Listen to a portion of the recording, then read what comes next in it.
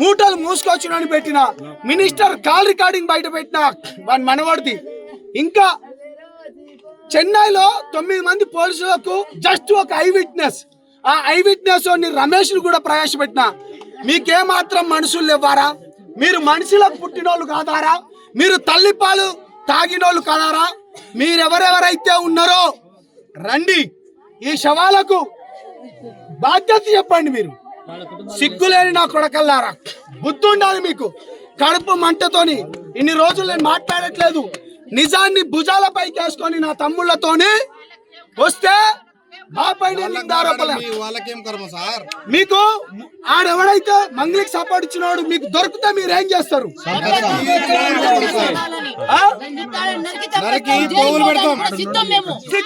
మండలానికి సంబంధించిన మనిషి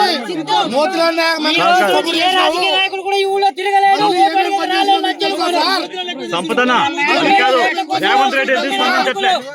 రేవంత్ రెడ్డి స్పందించలే.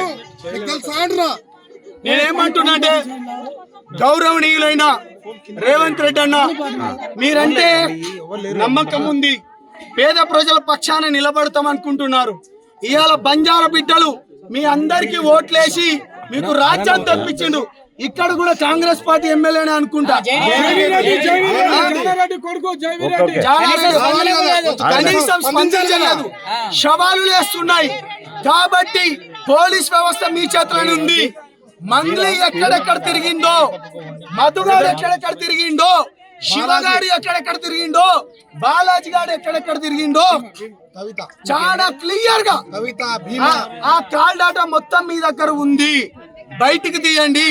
100 కోట్లు వాళ్ళ చుట్టాల దగ్గర నుంచి తీసుకొని వచ్చిన తర్వాత ఈ శవాలుగో ఇట్లా లేస్తున్నాయి. నేనేం చెప్పలేను. ఎవరెవరైతే మాట్లాడిందో ఇప్పుడు మాట్లాడండి. పోలీస్ వ్యవస్థలో ఉన్న పెద్ద మనుషులారా, మంత్రులారా, ముఖ్యమంత్రులారా, దీనిపైన మీరు మాట్లాడకపోతే ఓట్లాడడానికి వస్తే మీరు ఏం చేస్తారు?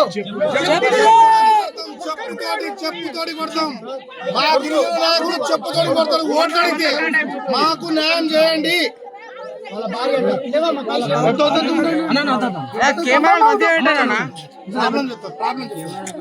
ఇగోరా ఒక్క నిమిషం.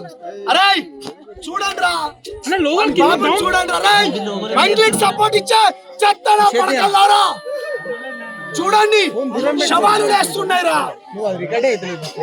అరే కొడకల్లారా, మీరు డబ్బులు తీసుకొని బాధితుల పక్షాన్ని నిలబడితే మా పైన అవాకులు చవాకులు మాట్లాడతారా?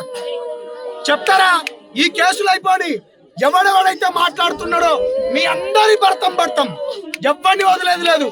కాబట్టి రాష్ట్ర ప్రభుత్వం చేతులెత్తి దండం పెడుతున్నా, బాధితుల పక్షాన్ని నిలబడండి. ఆ డబ్బులు ఎక్కడ పోయినాయో తీసుకురండి. పేద బిడ్డల పక్షాన మీరు ఉండాలనుకుంటూ దయచేసి మీకు చేతులెత్తి దండం పెడుతున్నా. మీడియా మిత్రులు మీరు ఏమైనా మాట్లాడాలనుకుంటారా? నాకు క్వశ్చన్ వేయాలనుకుంటున్నా. అన్నా మీరు మాట్లాడండి.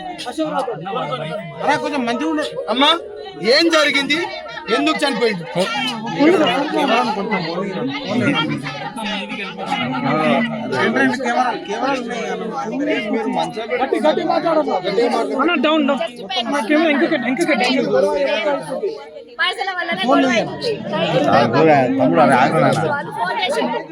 పైసలు ఏం చేయవా వస్తామన్నారు. ఏం సావకు ఏం చేయవు దగ్గర పోతున్నాం. పోగానే మాట్లాడతాం అని చెప్పి లక్షలు పక్కన కొట్టించుకున్నాడు బాలాజీ.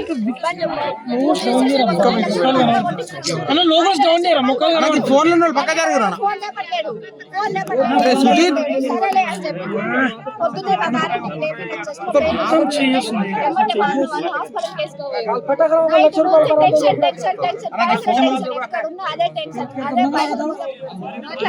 ఇక్కడ ప్రధానంగా బాలాజీ దగ్గర పని చేసినోడే మధుగాన్ దగ్గరికి వెళ్ళి ఇంకోటి వచ్చినోడే భీమా నాయకు. దీంట్లోకి వెళ్ళి వర్గాలు లెక్క విడిపోయినరు. ఈ డెడ్ బాడీ లేచింది ఇదే మైక్రో ఫైనాన్స్. ఏంది 10% వడ్డీ, 15%, 20% అనుకోని అంటే అమాయక గిరిజనులు